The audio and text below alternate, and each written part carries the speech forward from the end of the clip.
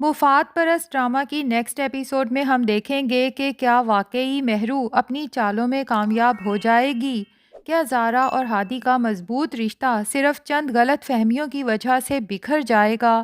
اور سب سے بڑا سوال، مہرو اپنی جیولری کی چوری کا جو ڈرامہ کرنے والی ہے، کیا وہ پکڑا جائے گا؟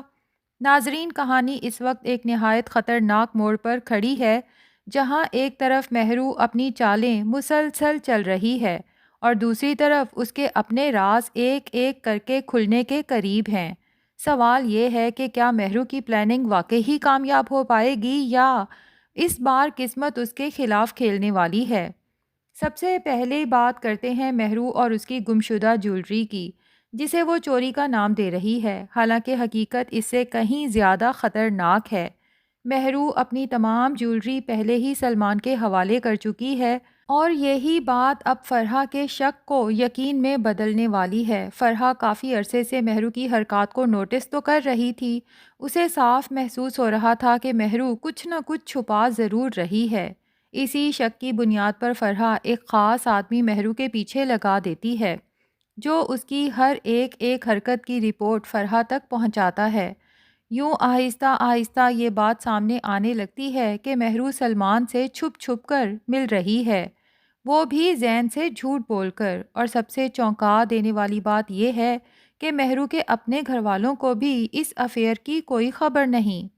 اسی دوران فرحہ ایک بار پھر مہرو سے کہتی ہے کہ اپنی جیولری مجھے دے دو، میں اسے بینک کے لاکر میں رکھوا دوں گی، کیونکہ گھر میں رکھنا محفوظ نہیں۔ مہرو پہلے حسب عادت ٹال مٹول کرتی ہے، لیکن جب فرحہ کسی صورت نہیں ٹلتی تو مہرو کو مجبوراً اپنی جیولری کی چوری کا ڈرامہ کرنا پڑتا ہے۔ کمرے میں پڑی تمام چیزیں ادھر ادھر بکھیر دیتی ہے اور خالی جیولری کے ڈبے بھی پھینک دیتی ہے اور خوب واویلا مچاتی ہے کہ سب کچھ چوری ہو گیا، میری جیولری کوئی اٹھا کر لے گیا۔ مہرو کا رونا دھونا اور چیخو پکار سن کر فرحہ اور زین فوراً کمرے میں پہنچتے ہیں۔ مہرو زاروں قطار روتے ہوئے الزام لگا دیتی ہے کہ کسی نے اس کی ساری جیولری چوری کر لی۔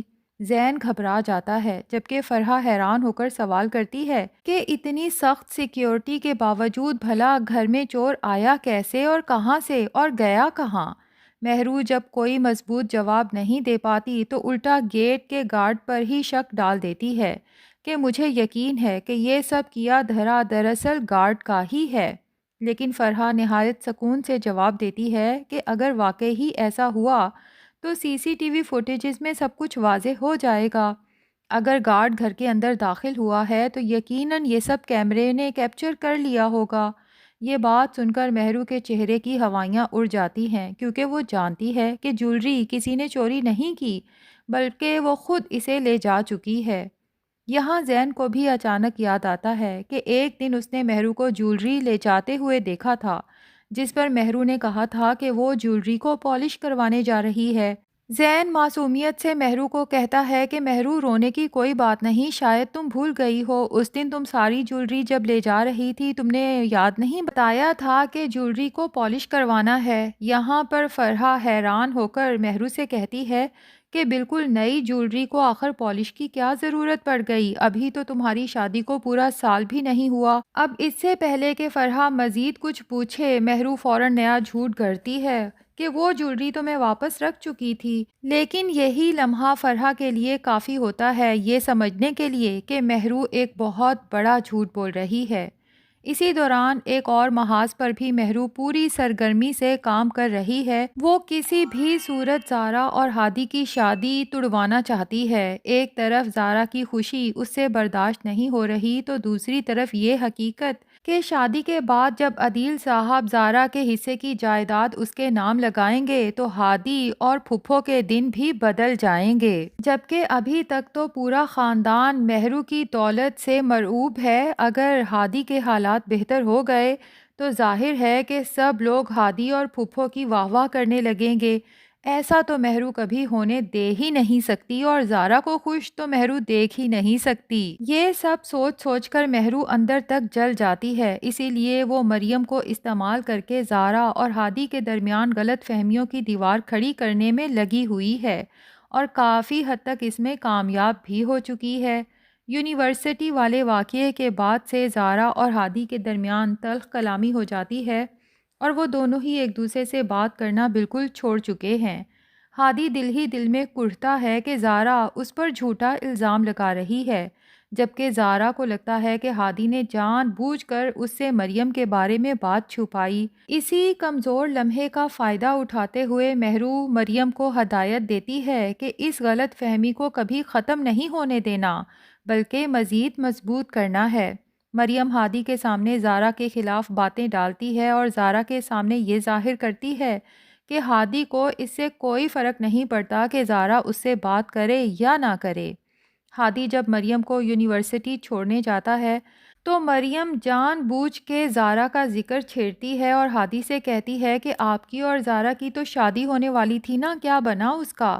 جبکہ ہادی کہتا ہے کہ پتہ نہیں زارا مجھ سے کیوں ناراض ہے، مجھ سے تو اس کی ناراضگی برداشت ہی نہیں ہو رہی، پہلے وہ مانے تبھی شادی کا ذکر آگے بڑھے۔ جس پہ مریم کہتی ہے کہ ویسے ہادی آپ تو کہتے تھے کہ زارا آپ سے بے حد محبت کرتی ہے، لیکن یہ کیسی محبت ہے کہ اسے آپ پر اعتبار ہی نہیں، کیونکہ محبت کی پہلی شرط تو اعتبار ہے۔ اب مریم کی یہ بات تو ہادی کے دل پہ جیسے تیر کی طرح لگتی ہے کہ بات تو مریم نے 100% سچ کہی ہے، جبکہ اسی دوران مریم کی نظر سامنے کھڑی زارا پر پڑ جاتی ہے اور وہ زارا کو مزید جلانے کے لیے ہادی کی طرف یوں مسکرا کے دیکھتی ہے جیسے یہ دونوں پتہ نہیں آپس میں کیا گفتگو کر رہے تھے، اور ظاہر ہے کہ یہ سب دیکھ کر زارا کا دل مزید کڑھتا ہے اور مریم بھی دل ہی دل میں بہت خوش ہوتی ہے۔ لیکن اس کے بعد ہادی خود ہی زارا کو منانے کا فیصلہ کرتا ہے۔ تبھی جب نیکسٹ ڈے مریم کو یونیورسٹی چھوڑنے جاتا ہے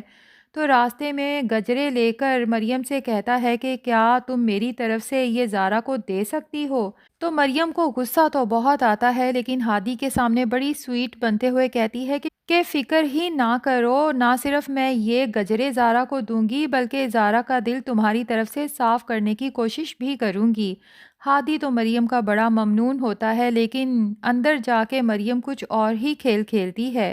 زارا نظر آتی ہے تو گجرے اس کے سامنے لہراتے ہوئے ابھی جھوٹ بولنے ہی لگی ہوتی ہے کہ زارا یہ دیکھ رہی ہو نا، یہ مجھے ہادی نے دیے ہیں۔